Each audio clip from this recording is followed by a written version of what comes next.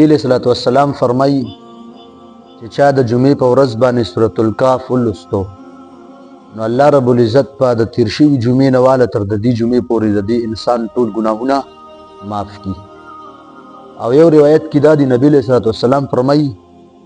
چې چا د سورۃ الکهف ابتدایي 10 آیتونه ولوستل